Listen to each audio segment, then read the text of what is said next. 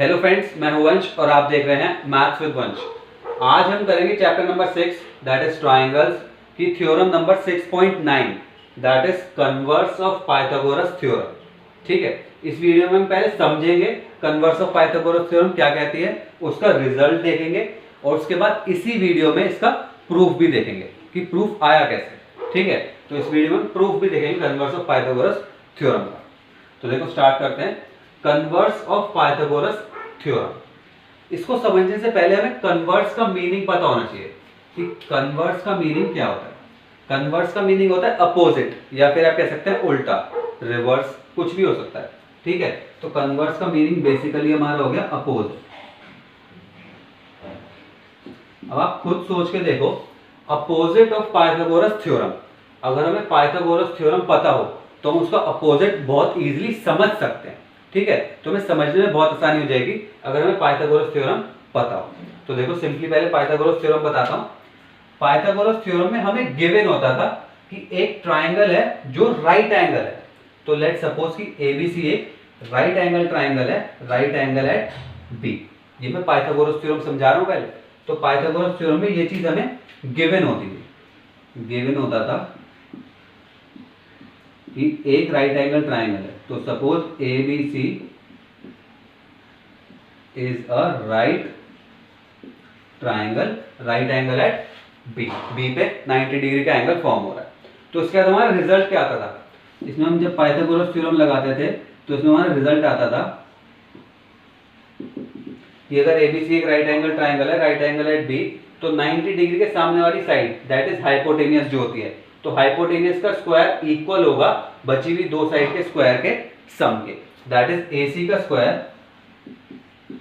AC का square equal होगा AB का स्क्वायर प्लस बीसी का स्क्वायर, एबी का होल स्क्वायर प्लस बीसी का होल स्क्वायर। ये सिंपल सी हमारी पाइथागोरस थ्योरम आप सबने पढ़ रखी होगी। अब देखो converse of Pythagoras theorem that is इसका अपोजिट। तो देखो अपोजिट में क्या होगा, सिंपली जो हमारा इसमें रिजल्ट होगा वो बन जाएगा हमारा गिवन।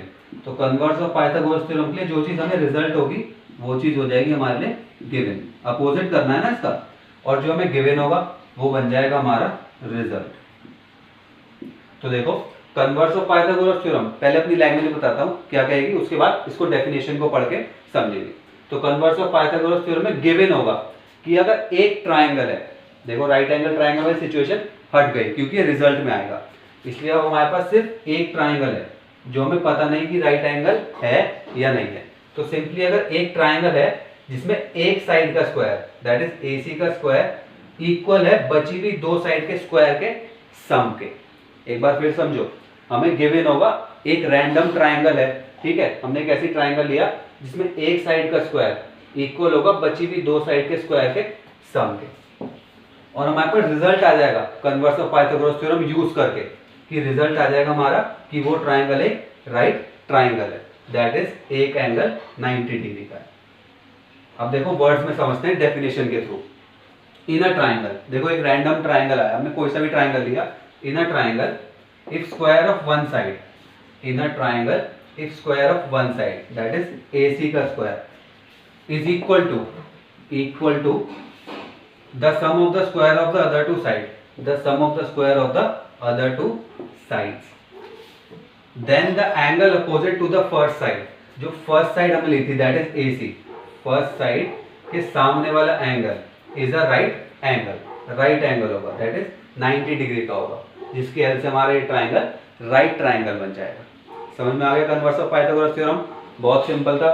वो कह रहे हैं कि अगर हमने एक ट्राइंगल लिया जिसमें एक साइड का स्क्वायर इक्वल हो बची हुई दो साइड के स्क्वायर के सम के इक्वल, तो रिजल्ट में क्या आएगा कि फर्स्ट वाली साइड के सामने वाला एंगल राइट एंगल होगा, जिसकी वजह से ये राइट ट्राइंगल बन जाएगा। तो ये सिंपल सा है हमारा कन्वर्स ऑफ पाइथागोरस थ्योरम। समझ में आ गई? बहुत सिंपल है।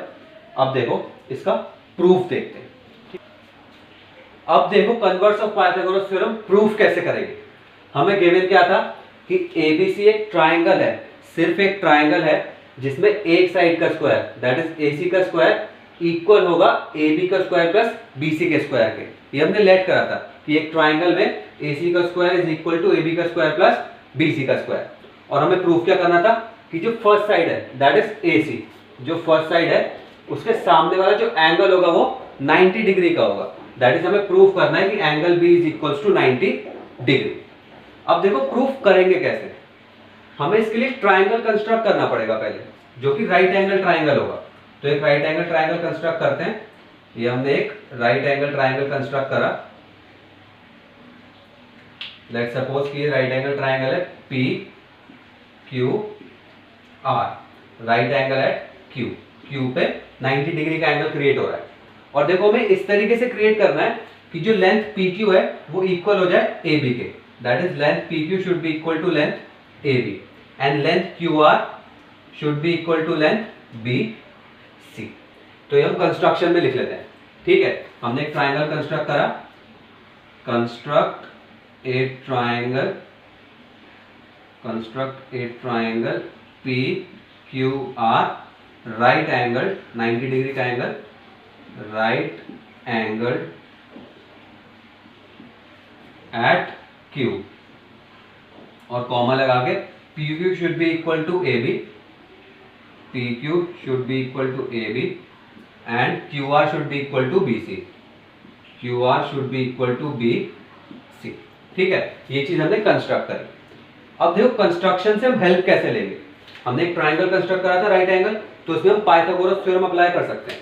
तो मैं लिखूंगा इन ट्राइंगल PQR, तो उसमें पाइथागोरस थ्योरम अप्लाई करूंगा। PR का होल स्क्वायर 90 डिग्री के सामने वाले का 90 डिग्री के सामने साइड का whole square is equal to PQ का होल स्क्वायर प्लस QR का होल स्क्वायर। तो हम पाइथागोरस थ्योरम अप्लाई कर देते हैं। PR का whole square is equals to PQ का होल स्क्वायर प्लस QR का होल स्क्वायर। ये हम लिख देंगे यूजिंग पाइथागोरस थ्योरम। तो ब्रैकेट में लिख देना पाइथागोरस थ्योरम। यहां तक समझ में आ गया, सिर्फ पाइथागोरस थ्योरम अप्लाई करिए। अब देखो हमने कंस्ट्रक्ट करा था कि PQ इक्वल्स टू AB है, तो इसमें मैं PQ की जगह AB लिख सकता हूं। तो लिख दो PQ की जगह AB और square as it is, plus QR की जगह मतलब QR equals to BC construct करा था मैंने, तो मैं यहाँ पे QR की जगह BC लिख सकता हूँ। तो यहाँ पे BC और स्क्वायर एज इट इज, और देखो PR तो ऐसे लिख देंगे, PR ऐसे लिख देंगे। समझ में आया मैंने क्या करा? हमने कंस्ट्रक्ट करा था PQ इक्वल्स टू AB, तो मैंने यहाँ पे PQ की जगह AB लिख दिया, और हमने कंस्ट्रक्ट करा था QR इक्वल्स टू BC, तो मैंने QR की जगह BC लिख दिया। रीजन भी देंगे, रीजन दे देंगे बाय कंस्ट्रक्शन। ये जो हमने कंस्ट्रक्शन करी थी उसकी हेल्प ली है। PQ equals to AB, PQ is equals to AB and QR equals to BC, QR is equals to BC। ठीक है, ये हमने बाय कंस्ट्रक्शन का। अब देखो इससे हमें हेल्प क्या मिलेगी। हमें गिवन था AC का square is equals to AB का स्क्वायर प्लस BC का स्क्वायर। तो देखो यहाँ पे लिखता हूँ AC का whole square is equals to AB का होल स्क्वायर प्लस BC का होल स्क्वायर। और ध्यान से देखो AB का होल स्क्वायर प्लस BC का होल स्क्वायर इस इक्वेशन में भी आ रहा है जो यहाँ पे गिवन है, एंड AB का होल स्क्वायर प्लस BC का होल स्क्वायर इस इक्वेशन में भी आ रहा है जो हमें गिवन थी। ठीक है, तो इसकी हेल्प से हमारा PR का होल स्क्वायर इक्वल हो जाएगा AC के होल स्क्वायर। मैं सिंपली ये कह रहा हूँ कि अगर A इक्वल्स टू B है and B equals to C है, तो इसका मतलब A इक्वल्स टू C भी तो होगा। यही चीज यहाँ पे अप्लाई हो रही है। PR का होल स्क्वायर इक्वल है AB के होल स्क्वायर प्लस BC के होल स्क्वायर के, एंड AC का होल स्क्वायर इक्वल है AB का होल स्क्वायर प्लस BC के होल स्क्वायर के। दैट इज AB का होल स्क्वायर प्लस BC का होल स्क्वायर दोनों में आ रहा है, इसका मतलब PR का होल स्क्वायर इक्वल हो जाएगा AC के whole square.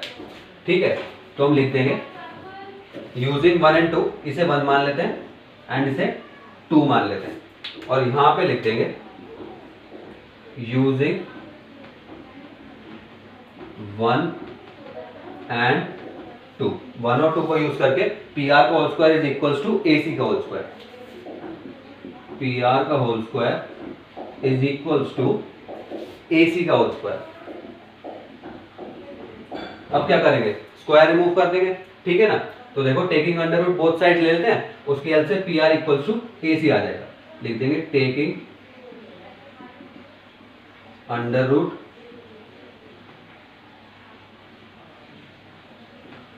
On both sides इसके हेल्प से क्या होगा, देखो अंडर रूट पी आर का whole square is equals to under root A C का होल स्क्वायर। स्क्वायर से अंडर रूट कैंसिल आउट हो जाएगा या फिर आप इसको रिमूव हो जाएगा, तो P R is equals to A C आ जाएगा। अब देखो इससे हमें हेल्प क्या मिलेगी, P R is equals to A C, that is P R equals to A C हो गया। और P Q equals to A भी मैंने कंस्ट्रक्ट करा था, Q R equals to B C भी मैंने कंस्ट्रक्ट करा था। इसका मतलब एस एस एस क्राइटेरिया से, एस एस एस क्राइटेरिया से ये दोनों ट्राइंगल आपस में कॉन्ग्रुएंट हो जाएंगे। और जब ये दोनों ट्राइंगल्स आपस में कॉन्ग्रुएंट होंगे तो उनके congruent parts that is corresponding angles, angle Q equal होगा एंगल बी के, जो हमें फाइंड करना था। और एंगल क्यू है हमारा 90 डिग्री, तो एंगल बी भी हो जाएगा हमारा 90 डिग्री। नहीं समझ में आया तो अभी करके दिखा रहा हूं, बिल्कुल स्टेप बाय स्टेप समझ में आएगा, इसे नोट कर लो। बहुत इजी था प्रूफ, बस ये याद रखना कि angle B equals to 90 degree है।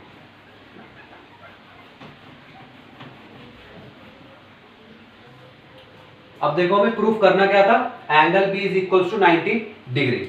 तो हम सिंपली क्या करेंगे, इन triangle A B C and triangle P Q R, A B C और पी क्यू आर ट्राइंगल में देखो A B equals to P Q है by construction, so A B is equals to P Q, reason लिख देंगे bye construction.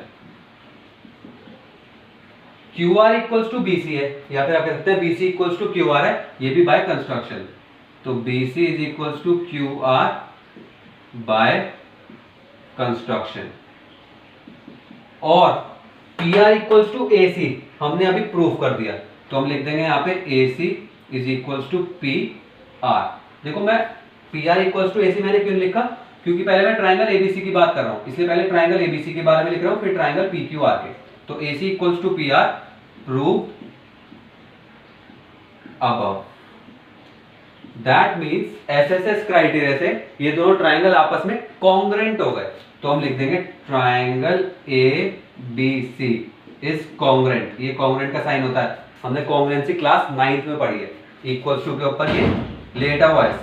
तो triangle A B C is congruent to triangle P Q R, कौन से criteria से, S S S criteria.